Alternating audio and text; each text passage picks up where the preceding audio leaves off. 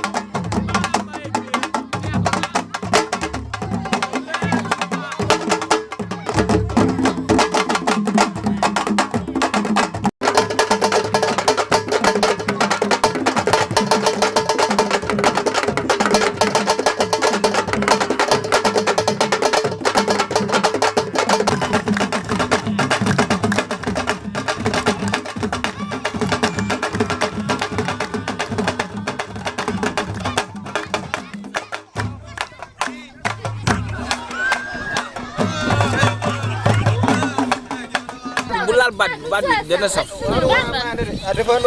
yi war na saf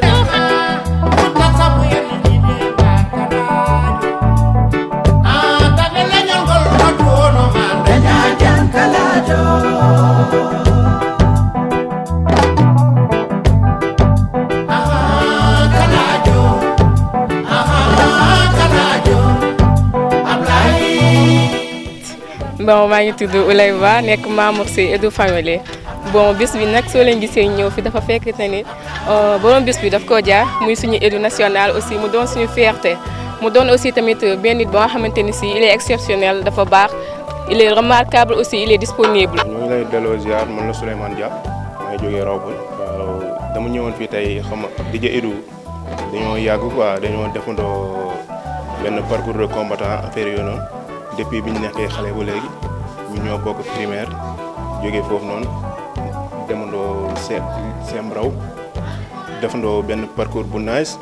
gis naa si moom benn jikko ko xamante ne dafa rafet tamit te dafa nekk nit ku simple te mënu partager affaire yi. waaw bis bi moom borom bis bi moom da kaa jar rek DJ Edu moom borom baax la yaa ma gën a xam. waaw maa ngi lay fay ñëw waaw man maa ngi tudd Jibi jógee fii ci croisement bi Mbàkk rek. waaw maa ngi tudd Aïcha Ndaw maa ngi jóge ba Dakar teew si bésu Edu bi bu doon ku baax doon sama doom baay waaye jàppee ma ko sa doom baay ko bokkal ndey ak baay laa ko jàppee dafa baax yaru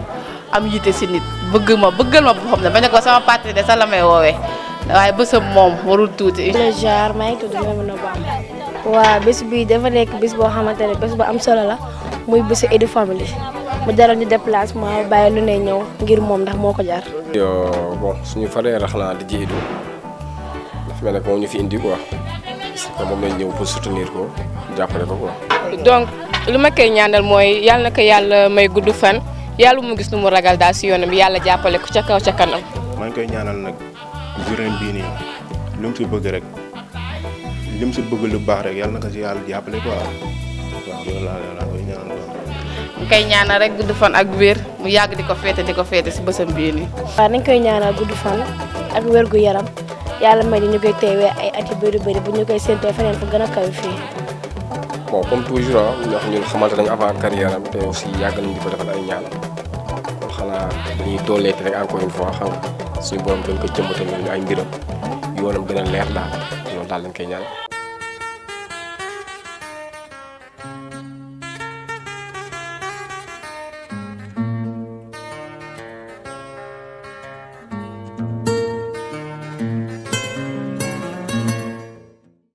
merci très chers téléspectateurs ñu ñëwaat ci plateau spécial bi nga xamante leen dédié sunu DJ bi DJ Edou donc gis ngeen li xewoon keroog ci këram vraiment donc team boobu muy Edou Family Team ñoo ko taxawaloon gis ngeen image yi gis ngeen la fa xewoon macha allah mu doon loo xamante lu exceptionnel man nag du ma ci wax parce que tamit soo waayee ngeen ni damay bàyyi rek moom mu wax nan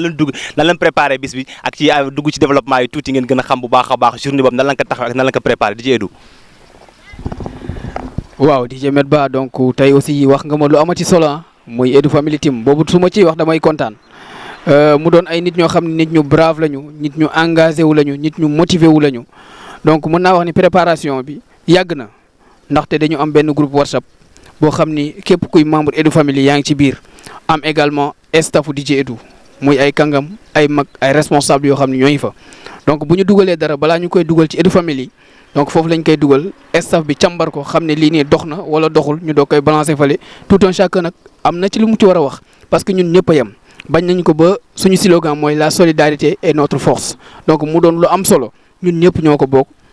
donc bés bi nag deuxième édition lañ toll ndaxte defoon nañ ko daaw mu neex ren aussi ñu ne carrément dañ koy dabbaliwaat xam nga ne nañu bés itam du tuuti borom day tollool te ku xam waa Edou Family Team xam ni tuuti wuñu bés bi du man du keneen ak keneen mais waa Edou Family Team ñoom ñoo ci jàpp parce que ñoom ñoo génnee seen propre moyen seen xaalis seen doole seen lépp ñu dajale ko ni ma carrément bés bi dañ koy def fu ñu koy defee yendu bi dañ koy defee chez DJ Edou donc ñoom ñoo def lépp ma leen di remercier au fond du cœur aw ma seen fay tey su ma mënoon lim ñëpp laay lim wax dëgg yàlla ñoom ñoo defar ay carte de membre yu bëri te yëpp dañ koo jënd ba am ñoo xam ni des nañu jëndaguñu carte donc loolu doon mbégte ci man contentement ci man te itam deuxième édition bi Medba mu doon loo xam ni édition bu neex la ndaxte dañ ci gis ay innovation ndaxte daaw benn 24 heures lañ ko defoon ren nag ñu ni ñun dépassé nañ 24 heures faaw ñu jéem a def 48 heures donc 48 heures bi ñu ko defee itam xeeb nañ ko nee nañu déwén incha allah 72 heures lañ koy def kon nga xam ni waa Edou Family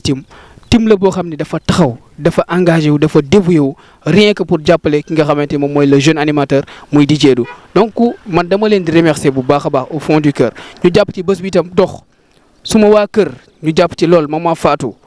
maa ngi koy jaajëfal bu baax a baax tonton Assane maa ngi koy jaajëfal bu baax a baax sama yaay Awa Ba sama wéeruwaay maa ngi koy bégee di ko kontaane bu baax a baax Pape Omar Ndaw sama royuwaay maa ngi koy bégee moom itam di ko siyaar gis nañu liñ ci def gis nañ liñ ci jàppee maire yi nekk ci kër gi yëpp ñoo ngi leen di bégee ñoom Seynabou Diallo ñi nga xam ne ñoom ñooy ngóone ñoom xadis yi su ku nekk jàpp ci Edou Family Team aw ma seen fay journée bi ça a été vraiment Medba kontaanoon nañu bu baax a baax boo gisee léegi image yi jàll nga gis itam taxawaay bi ñu taxaw nga gis itam ni ñu teewee nga xam ni carrément waa Edou Family yi ñi taxaw nañu li ma ci gën a marqué mooy ñi nga xam ni ñëw nañ jóge nañu un peu partout ñii jóge Richard Toll ñii jógee ñi fi nga xam ne moom mooy Dakar sax am na ñu fa jógee ñëw teew Saint-Louis du Sénégal am na ñu fa jóge ci biiri gox yeeg ci biiri koñ yeeg ñëpp jóge fa mamb ñëw fekk si fi nga xam ne ñoom ñoo fi ne mention spéciale nag ak ñi nga xam ne ñoom ñooy waa Edou Family Junior muy ay xale yu engagé xale yu dévoué xale yi dañoo yàggul bi ñu créé Edou Family Junior ndax ñoom dañu amoon seen benn groupe ñu ñëw ñu ma Edou dañu bëgg créer Edou Family Junior rien que pour jàppale la mu doon ci man mbégte fierté mu àgg ma fu sori ñu créé ko ça fait même pas 2 mois ma gis ñu def seen kees indi xaalis bu bëri jox ma ko ñu ma DJ Edou lii ay t-shirt lañ ci bëgg Karbala maa ngi koy nuyu de passage mu defar ma benn logo boo xam ne foo ko solee gars yi ni kan moo defar lii nii mu doon lu nice ñu jël ko def ko seen t-shirt yi bi ñuy dugg see keroog dafa impressionné ñëpp man Medba li ma lay wax dugg naa sama néeg toog jooy ndax xale yooyu noonu yàlla suñu borom xam na ko ndax mbégte bi ma am ak contentement bi ndax nee naa man xale yi ñooy sama xarit muy góor di jigéen ñoom laa am te ñoom laay tiitaroo ñoom laay ndamoo donc waa Edou Family Junior mention spéciale à vous maa ngi leen di kontaane bu baax a baax di leen bëggee di Medba bés bi nii la fa demee woon am nañ ci une réussite total bég nañu bu baax a baax ci ñoom. macha allah dégg ngeen li DJ Edu daal di évoluer yaakaar naa yaram daw na macha allah xale bi vraiment tamit remercier na ñëpp kontaan na si ñëpp donc waa team bi da leen wax rek ngeen gën a jàpp parce que tamit xale bi ku ko jàppale ku ne rek fi nga jàpp foofoo baax alors dañ koy bàyyi rek ñëpp xam nañ DJ la boo xamante ni fu mu toll nii war na mën a jàngal xale yi donc DJ Edu tey ban conseil ngay jox xale yi nga xamante ni ñoom ñoo dugg bëgg a embrasser milieu bi. merci beaucoup encore une fois avant may remercier nag wala may conseiller kenn sama bopp laa njëkk a conseiller. parce que bañ naa ko ba bi may commencé dama ni la Edu c'est un jeune animateur te ku ni jeune animateur xam ne da ngaa toll ci jàng ñun ñëpp dañuy jàng donc ay ndaw lañu dañu am ci ñuy roy nag dañu war a xool ci ñoom lu baax mooy que ni ñu xam ni carrément ku nekk ci milieu animation waxuma la rek milieu animation waaye fépp fu waaye mënta nekk da nga war a xam ni carrément muy lu baax dañ koy wax muy lu bon dañ koy wax surtout nag rawatina animateur bi nga xam ne da ngay feeñ ñu lay gis da ngay wax ñu lay dégg. te kaddu yi ngay wax yow animateur bi bokkut ak kaddu yi nga xam ne Idrissa moom moo koy wax fële ci àll ba ndaxte man damay wax ci rajo benn rajo est-ce que xam nga ñaata nit ñoo lay déglu benn wax boo ci wax mu ñaaw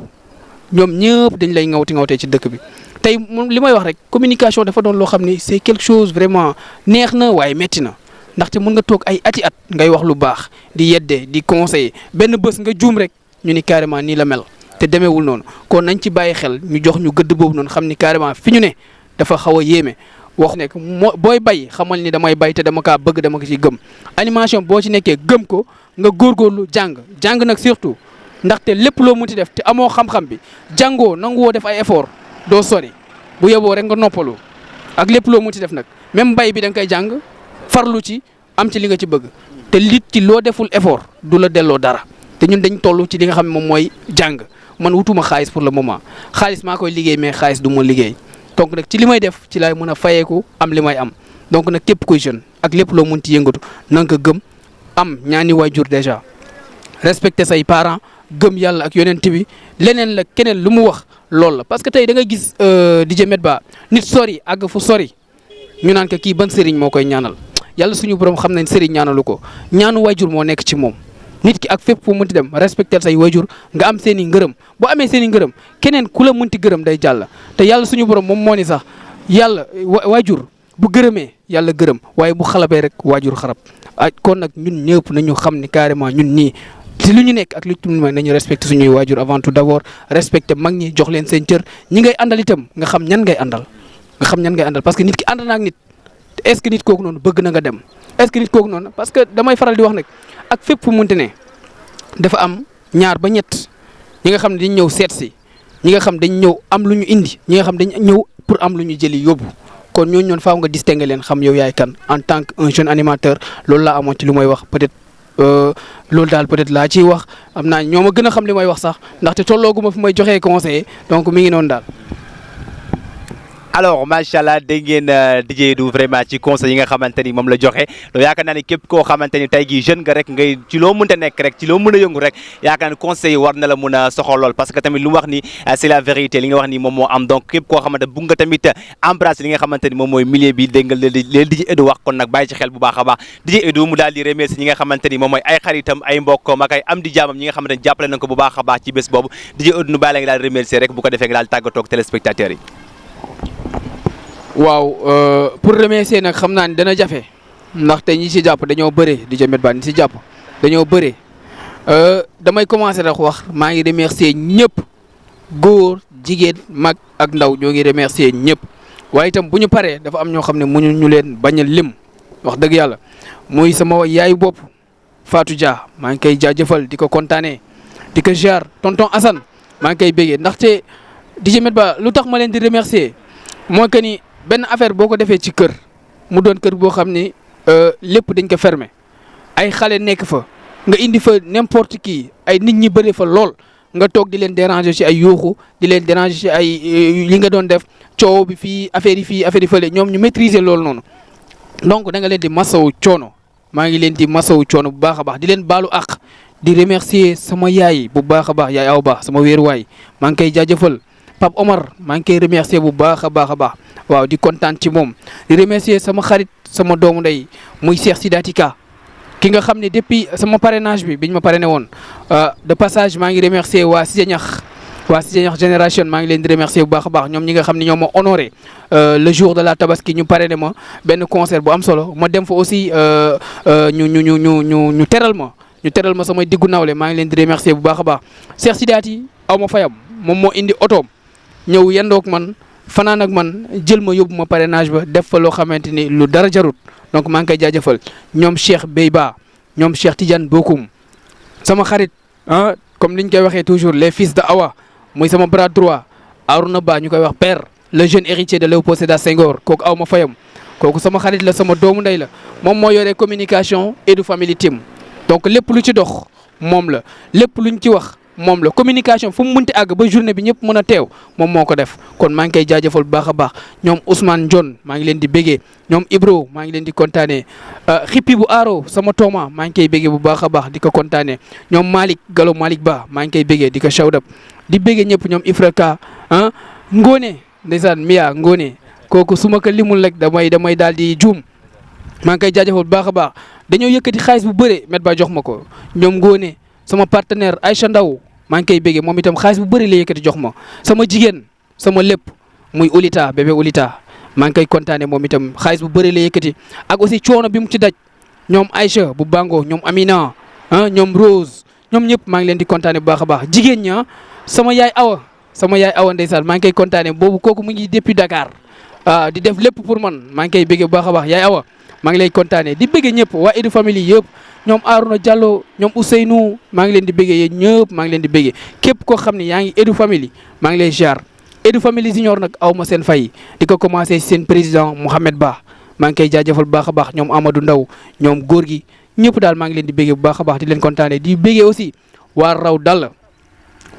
aw ma seen fay góor jigéen mag ak ndaw aw ma seen fay sama yaay yu baax yooyu ñoonu maa ngi leen di béggee bu baax a baax xale yu góor yi itam maa ngi leen di kontaane ku ñëw ak ku ñëwul yëpp maa ngi lay béggee di nuyu ak itam di beral nuyoo sama xarit muy Karbala le magicien du caméra maa ngi koy beral nuyoo bu baax a baax ndax bés bi boo gisee mu taaru moom moo ko taaral def na ci lépp jël xaalis bu bëri jox ma non seulement jël na xaalis bu bëri jox ma waaye itam ñëw gérer ma bés bi filmer ko def reportage bi def lépp kon kooku aw ma fayam donc sama compagnon de guerre la kooku yàlla na ko yàlla fay ñoom DJ Medba yow maa ngi lay nuyu di nuyu ñoom Lemzo ñoom Maritaw ñëpp daal kullukum koo xam ne jàpp nga ci rek maa ngi lay béggee bu baax a baax di la siyaar di la jaajëfal Cheikh Yoroba sama Baye Fall bi kooku du ma ko fàtte su ma ko fàttee def loo xam ne waruma ko def Cheikh Yoroba maa ngi koy jaajëfal bu baax a baax di ko kontaanee di béggee ñëpp ku lim juum képp koo xam ni tëb naa la nga baal ma jéggal ma ko waaye itam du ma fàtte Ousseynou Ka ñoom Abibou Ka ñoom Mbaye ñoom Jiba Ba maa ngi koy béggee Assane Ba maa ngi koy kontaanee bu baax a baax di béggee ñëpp donc su ma limee juum ndeysaan Edu Family dañoo xaw a sakkan macha allah donc waa raw pël gépp maa ngi leen di béggee waa raw maa ngi leen di kontaanee bu baax a baax ñoom Moussa Soñaan maa ngi leen di béggee ñëpp daal kullukum koo xam ne yaa ngi fi rek maa ngi lay béggee bu baax a baax di kontaanee ñëpp di jëmet ba en grosso modo mbégte ak contentement la àndaloon nekkat ak yow fi nga xam ne moom mooy plateau spécial bi nga xam ne da nga ma ko jagleel tey ñu nekk si chaîne bi nga xam ni c'est la chaîne leader muy la CRP20 TV donc mbégte ak contentement la nekkoon rek di la jaajëfal bu baax a baax di jaajëfal aussi suñu caméraman bu ñaawul bi muy Karbala le magicien du caméra di la kontaane di béggee waa Rawpal yëpp donc di leen jox dig daje l'année prochaine incha allah année prochaine day ñëw xam naa ni waa Edu Family Team nee nañu 72 heures lañ koy def kon nag ngeen pare ko man pare naa ko je vous aime fort I love you comme ni ñu koy waxee toujours rek ñun suñu slogan mooy la solidarité est notre force chaîne bi aussi muy chaîne YouTube bi xam nga lan mooy seen slogan la qualité notre credo kon jàngee jëf maa ngi leen di kontaane bu baax a baax ciao bye bye je vous aime. merci beaucoup DJ Edu dégg ngeen lu wax donc ñu koy remercier bu baax a baax di ko jaajëfal vraiment tamit ci plateau spécial bi nga xamante ni moom amoon ak moom rien que tamit pour waxtaan ci li nga xamante ni moom mooy journée bi amoon fii moom mooy 48 heures yi te Edu Family Team ñoom na ko taxawaloon vraiment tamit mu nekkoon loo xamante lu exceptionnel la tey gis ngeen ci fu mu waxee ak fu mu dooree ba tey ak fu mu toll macha allah donc nu koy ñaan rek parce que xale bu am talent la xale boo xamante ni dafa nekk ci yoonam dañ koy ñaan baax a baax yàlla defal ko jàmm gars yi donc très chers téléspectateurs ni nga ki nga xamante ni moom mooy le magicien Karbala moo ne ci caméra bi moom tamit moom mooy réalisateur bi tey vraiment ñu koy remercier baax a baax di kontaan ci moom leen jox dig daje nag ci déwén incha allah ci beneen suuf dig daje rek ci beneen année ñu defaat beneen plateau spécial bu dàq bi incha allah ànd ak DJ Edu mais attention journée bi gën a neex mais très chers téléspectateurs bye bye et pour la prochaine incha allah.